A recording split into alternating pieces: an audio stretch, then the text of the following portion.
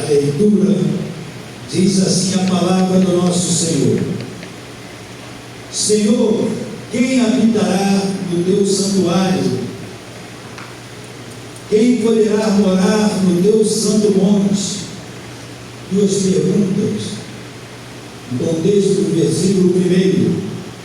Versículo 2, vem a resposta: aquele que é íntegro em sua conduta e pratica o que é justo, e de coração fala a verdade, e não usa a língua para difamar, e nenhum mal faz ao seu semelhante, e não lança calúnia contra o seu próximo, e rejeita quem merece desprezo, mas honra os que temem o Senhor, e mantém a sua palavra, mesmo quando sai prejudicado.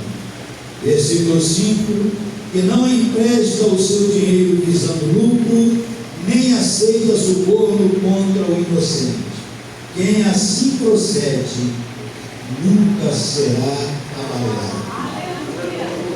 Pai, obrigado pela palavra do Senhor, pela oração inicial, ó Deus, pela ministração dos louvores, portanto,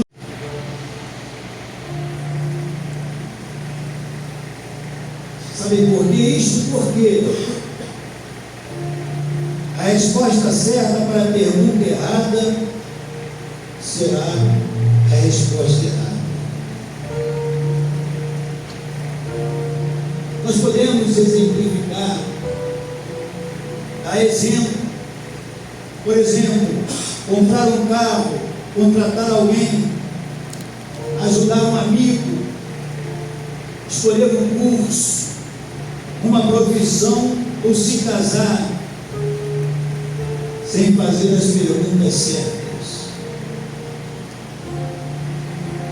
O Saulo nos passa algumas orientações, eu estive refletindo, e a pergunta para a coisa certa faz toda a diferença. Digamos que na cabeça de um jovem, na mente dele passa que ele encontrou uma esposa certa. Na mente dele está que ele encontrou uma esposa certa. Ele chega para o pai dele e pergunta, faz a seguinte pergunta: pai, ela não é linda? O pai vai responder. E o pai responde: realmente, ela é uma moça muito bonita.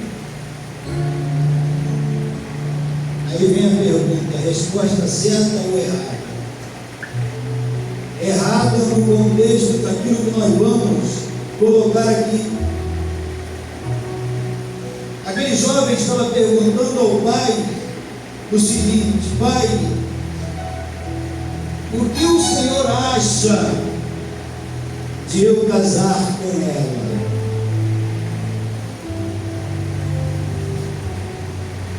A pergunta errada sempre nos levará a uma resposta errada, mesmo que a resposta seja certa.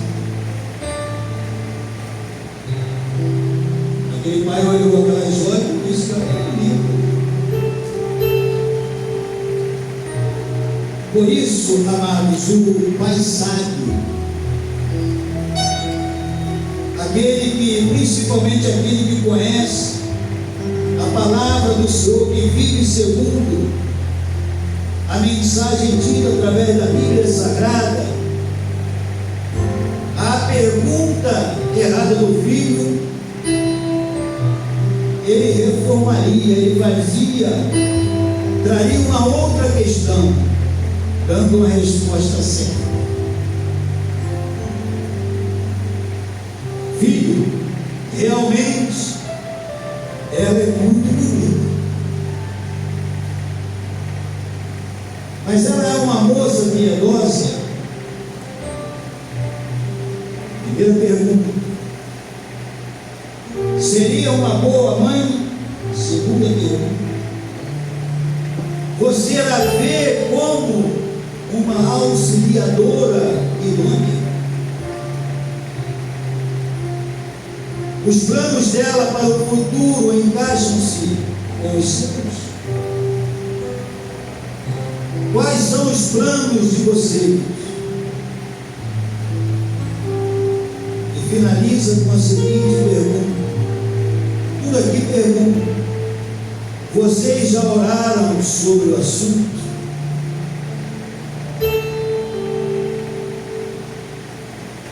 Portanto, Deus, fazer a pergunta certa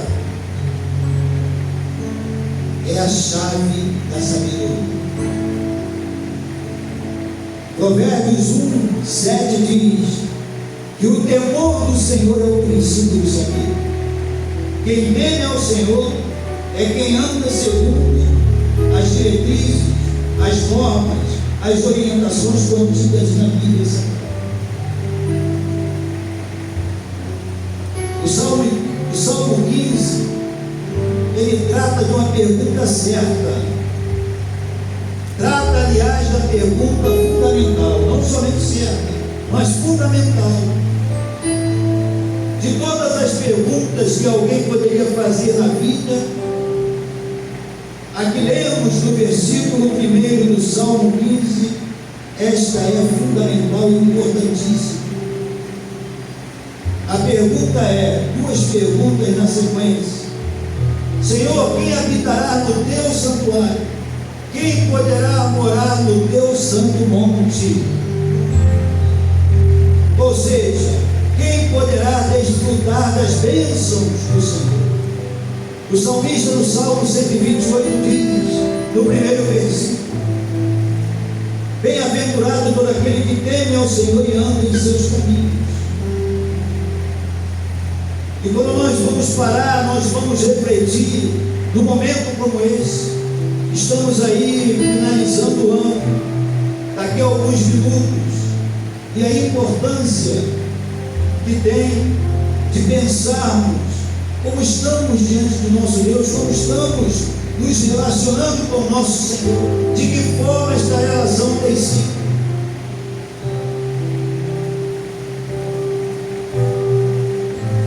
Nós louvamos a Deus, amado, que Jesus Cristo é o único caminho e é o único Salvador. Ele não está falando aqui da questão de salvação, de uma prescrição, de uma orientação para a salvação, mas ele descreve o que é o comportamento de uma pessoa salva, aquela que passou a confessar Jesus como Senhor e Salvador. O texto está dentro desse contexto. O salmo anterior, o salmo de número 14, ele coloca, revela que havia dois grupos de pessoas em Israel: o dos malfeitores, aqueles que não tinham relacionamento com Deus, e o dos justos. O primeiro grupo havia abandonado a lei, eles não aprendiam e nem oravam, em suma não queriam saber de Deus. Já o segundo grupo eram os remanescentes fiéis, aqueles que eram fiéis ao Senhor, e eles mantinham a fé viva no Senhor Deus. E portanto o Salmo 15 ensina que os justos se destacam dos malfeitores pelas suas obras, a sua maneira de agir, de se comportar. E nós vamos ver aqui através do Salmo. Vamos observar as palavras de Malaquias, o profeta Malaquias, o último livro citado no Velho Testamento. E Malaquias capítulo 3 diz assim, versículos 17 e 18, que vai ao encontro daquilo que a palavra diz através do Salmo 15. E diz assim a palavra: eles serão o meu tesouro pessoal. Eles quem? O povo do Senhor. Eu terei compaixão deles como o pai tem compaixão do filho que lhe obedece. então vocês verão novamente. Aí fica bem definido a diferença entre o justo e o ímpio. E no caso lá, eu falei atrás, malfeitores, entre os que servem a Deus e os que o não servem. Há uma diferença. Não é ser melhor, mas há uma diferença. O salvo em Jesus Cristo se destaca dos demais porque por causa de suas obras de justiça se tornaram justos. E é assim que é plantada, de fato, a vida do justo, plantada e pautada dentro da resposta fundamental: Senhor, quem habitará no teu santuário? Quem poderá morar no teu santo monte? Portanto, há uma revelação interessante. O desejo do justo: Senhor, quem habitará no teu santuário? Quem poderá morar no teu santo monte? Na época, naquela época, que o salmo, sendo ali vivenciado, diz de uma forma muito clara que isto era assustador para o povo judeu. Disse que o rabino Gamaliel, que foi o orientador do apóstolo Paulo, o ensinou. Diz que esse rabino fazia a leitura do Salmo 15 chorando com a seguinte pergunta: é preciso fazer tantas coisas assim para se salvar? Mas na realidade o Salmo 15 está levando a mensagem para aqueles que já eram salvos, daqueles que conheciam a palavra. O que nos chama a atenção é que o Novo Testamento é a palavra final de Deus. E nós observamos lá em Hebreus capítulo 1, versículo 1 e 2, que diz assim: havendo Deus antigamente falado muitas vezes e de muitas maneiras aos pais pelos profetas, a nós falou-nos nestes últimos dias pelo Filho, a quem constituiu o herdeiro de tudo, por quem fez também o mundo. Desde o princípio Jesus Cristo existiu, tomou a forma de homem para cumprir uma missão no meu e no seu lugar, e vai ser mais uma vez retratada nesta noite. Então a importância justamente desta relação de sinceridade e fidelidade ao nosso Senhor. O Novo Testamento, ele completa o Antigo Testamento. Vem a resposta: nós somos regidos pela palavra de Jesus e não pela de Moisés ou de algum profeta. É Jesus Cristo que é o caminho, é Ele que é a vida, é Ele que mostra para mim e para você como devemos nos proceder, ou sermos imitadores dele. Por isso que Paulo falou com muita firmeza e com autoridade, quando ele disse: sede meus imitadores, como também eu sou de Cristo. Por isso que de fato nós podemos dizer que Jesus Cristo, aqueles que um dia tiveram encontro com o Senhor, pode dizer que é salvo, está sendo preparado para chegar ao céu, para estar com Ele um dia. Louvado seja o nome do Senhor. E nós louvamos a Deus, amado, porque a questão do Salmo 15, versículo 1, foi reformulada pelo moço rico, que ele respondeu a Jesus. Ele chega para Jesus e diz assim: olha, Senhor, o que eu preciso fazer? Aí o Senhor o responde: Olha, tem os mandamentos, eu já sei, eu conheço, conheço tudo. Eu já ouvi isso algumas vezes, e a palavra diz que nós conheçamos e prossigamos em conhecer ao Senhor. É interessante. Aí Jesus vai e fala com ele e diz: olha, vende lá as suas riquezas. Aí ele se entristeceu e falou: eu estou fora. Porque o coração dele estava distante do Senhor. Ele conhecia os mandamentos, mas não tinha de fato o coração voltado para o Senhor. O Senhor não queria deixar o pobre, não era isso. Eu, jovem abastado, rico, mas ele tentou reformular o Salmo de número 15. Ele tentou. Mas o que me chama a atenção, amados irmãos, não é o que fazemos ou o que deixamos de fazer, é a quem seguimos, a quem nós estamos seguindo. Quem segue a Jesus morará com Deus. Amém, igreja? Amém. Isso se chama o que? Salvação pela graça, por meio da fé em Cristo Jesus. Mas aquele jovem não viu isso. Jesus Cristo falou disso: olha, me segue-me. Eu vou, peraí, tem algo aí que não dá. E seguir a Cristo é fazer a vontade dele. É o desejo do salmista, está falando aqui.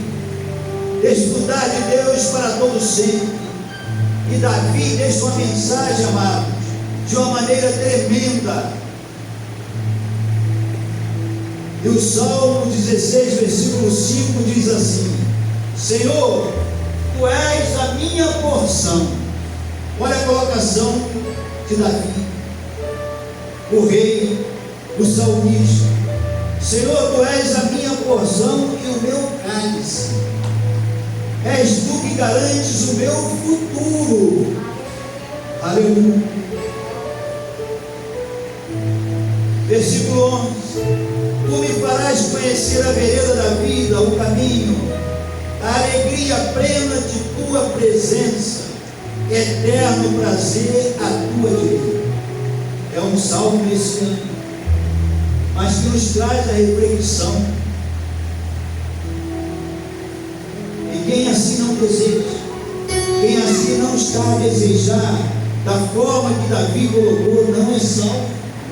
Isso fica bem claro. E o salmista prossegue: como vive o justo? De que forma ele se destaca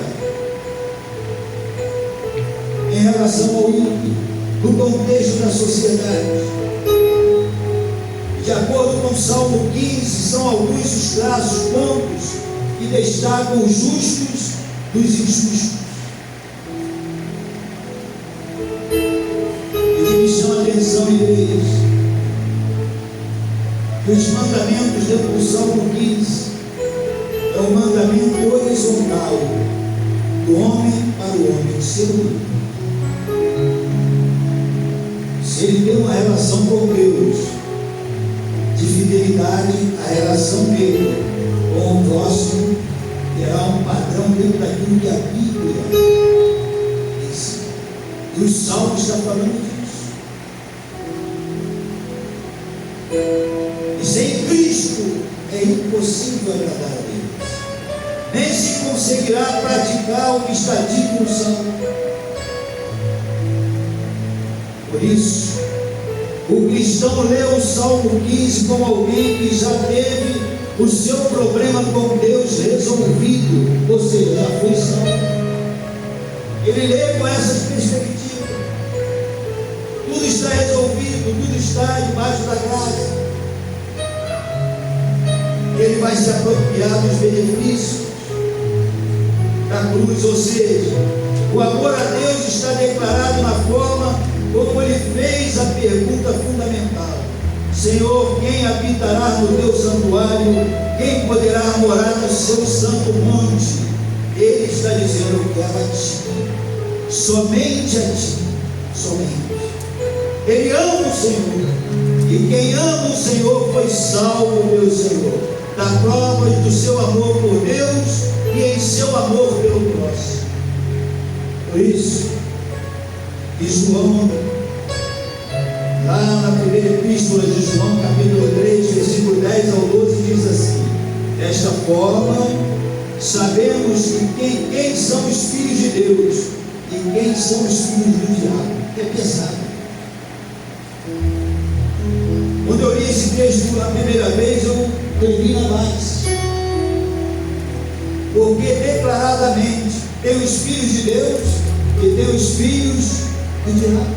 É a palavra. Quem não pratica a justiça não procede de Deus, tampouco quem não ama seu irmão. Esta é a mensagem que vocês ouviram desde o princípio, que nos amemos uns aos outros. Não sejamos como Caim, que pertencia ao maligno e matou seu irmão. E por que o matou? Porque as suas obras eram mais e a de seu irmão eram justas. É pesado. Estamos caminhando para 2025. E Deus me levou a refletir profundamente na manhã, durante este dia e até este momento, porque o que está aqui começa em mim, na minha vida. Isso tem que estar bem claro, sem dúvidas nenhuma. E quem de fato se relaciona com o Senhor vai ficar bem evidenciado a prática da justiça. O justo se declara como? Ele vai se destacar pelo caráter. Aí diz o versículo 2 do Salmo 15: aquele que é íntegro em sua conduta e pratica o que é justo e de coração fala a verdade. É uma coisa profunda. E diz a palavra que o justo ele se destaca também pela sua conduta. Aquele que é íntegro em sua conduta e pratica o que é justo e de coração fala a verdade. Aí o Senhor falou: olha, toma aí o branco, toma aí que eu estou te apertando. Louvado seja o nome do Senhor. Mas o texto também diz que ele se destaca pela sua conversa, seu diálogo, as suas palavras, e de coração fala a verdade. No versículo 3: e não usa a língua para difamar, que nenhum mal faz aos seus semelhantes, e não lança calúnia contra o seu próximo. A questão da calúnia é pesada, não precisa nem falar muito, né, irmãos? A gente tem visto que ao longo dos anos, e que Deus tenha misericórdia, então o justo se destaca. Por fim, ele coloca uma pergunta fundamental: é vosso destino do justo? Aí ele vai mostrar o destino. Qual vai ser o destino do justo? Ele diz: quem assim procede nunca será abalado. Pode ter a estrutura mexida, o problema pode chegar, bater a porta, mas ele sabe que Deus vai sustentá-lo. Louvado seja o nome do Senhor. Porque aquele que habita no esconderijo do Altíssimo, a sombra do Onipotente descansará. E o salmista prossegue: direi do Senhor, Ele é o meu Deus, o meu refúgio, a minha fortaleza, e nele confia em mim. Que coisa linda, irmão. Fazer a vontade de Deus é beleza. É algo que nos enche o coração de alegria. Louvado seja o nome do Senhor.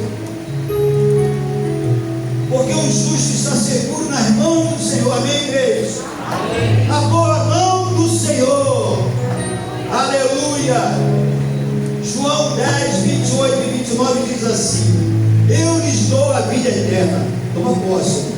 Pega com uma unção aí. Às vezes é uma mão delicada, né? Mas pega com a mão, fecha e tome posse. E elas jamais perecerão. É dele. Ninguém as poderá arrancar da minha mão. Meu Pai que as deu para mim é maior do que todos. Ninguém as poderá arrancar da mão de meu Pai. Louvado seja o nome do Senhor. Se está no óleo do Senhor, está caminhando na bênção. Amém, igreja? Glória. A desfrutar da bênção do Senhor. O destino já está programado, já está tudo certo. Jamais será abalado. Olha o advérbio, jamais. O negócio aperta, mexe com a estrutura, a carne treme, a mente fica turbada. Aí você ouve a palavra de Deus. Não se turbe o vosso coração. Creia em mim. Creia em mim. É interessante, como Deus age. Alguém escreveu assim. Escreveu 3 coisas que são necessárias: saber o que deve crer, o que deve desejar e como deve viver. E a resposta vem: deve crer em Cristo, desejar a Deus acima de tudo e de todos, e viver em retidão e justiça. Eis aqui. O salmo ele é breve, 5 versículos, mas que tem uma mensagem muito clara. Nós estamos preparando para um dia estarmos com Ele. Aleluia. Vamos colocar em pé, meus amados irmãos da Cristo. Adoradores do Reino, por favor.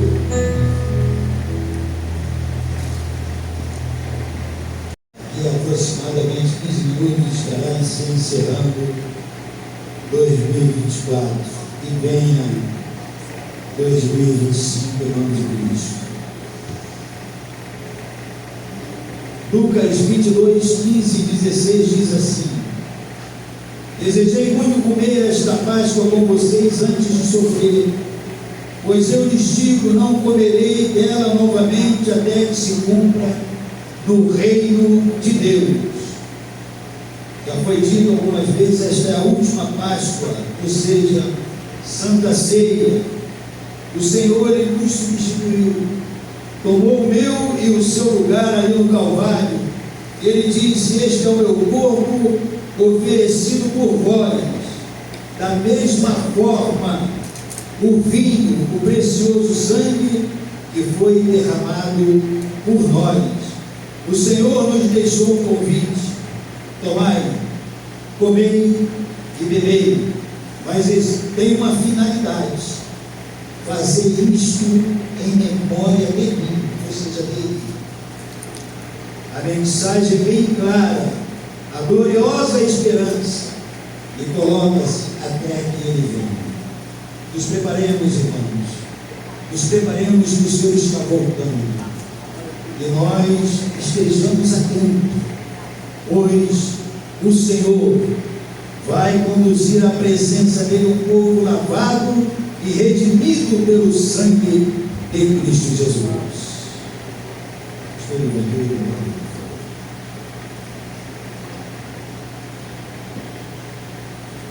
Curva a sua cabeça. Amado Deus, pois deste ano será também para nós, Pai, a última ceia. Pai, toda a mesa está preparada e pronta, Senhor Deus, para assim procedermos. Senhor Deus, obrigado por Tua mão sobre as nossas vidas e pela condução do Teu Espírito Santo em nos guiar em toda justiça e verdade de Tua palavra. Pai, que neste novo ano que se iniciará, Deus, daqui a alguns instantes, as nossas vidas, ó Deus, e os nossos vigor venham ser, Deus, renovados para serem conforme, ó Deus, a Tua vontade. Fica aqui, Senhor Deus, externada a nossa gratidão por nos ter conduzido até este momento, Senhor Deus, e termos vencido, Senhor Deus, mais um ano. Pai Celestial, o Senhor que nos ama tanto, com um amor, ó Deus, incapaz de ser medido, continue, ó Deus, na condução de nossas vidas.